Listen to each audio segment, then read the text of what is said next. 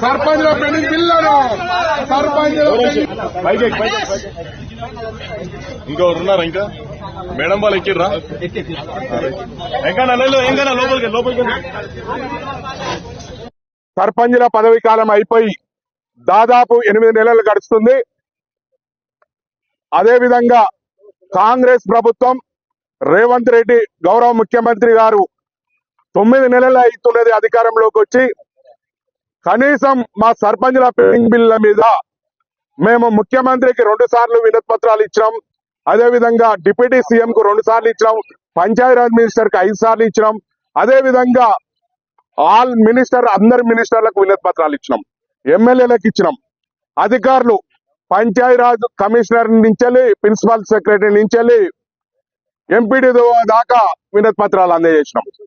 అదేవిధంగా మేము మా పెండింగ్ బిల్లులు ఉన్నాయని రాష్ట్ర గవర్నర్ గారికి కూడా ఈ ప్రభుత్వం చెప్తే ఇంటలేదు. మా పెండింగ్ బిల్లులు ఇప్పించండి, మా సర్పంచులు అనేక మంది ఆత్మహత్యలు చేసుకున్నారు, చనిపోతున్నారు, మమ్మల్ని కాపాడమని మేము గవర్నర్ గారికి కూడా వినతి పత్రం అందజేసినాం.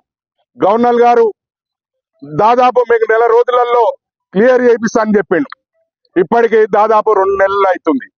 అదేవిధంగా ఈ ప్రభుత్వం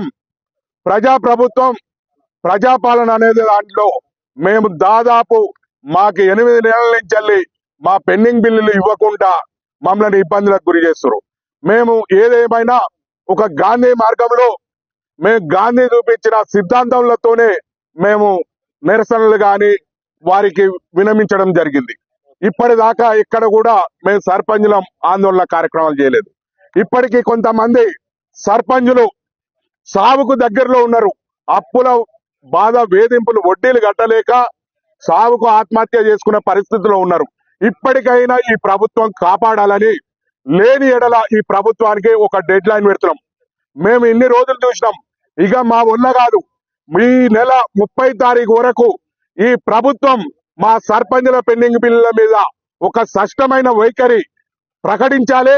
లేని ఎడల మేము ఆందోళన కార్యక్రమాలు ఎట్లా ఉంటాయంటే, మేము అవసరమైతే ముఖ్యమంత్రి క్యాంప్ కార్యాలయం కూడా ముట్టడిస్తేందుకు మేము సిద్ధమవుతాం. అదేవిధంగా అన్ని జిల్లాలో ప్రభుత్వాన్ని దిష్టిబొమ్మ కూడా దహనం చేస్తాం.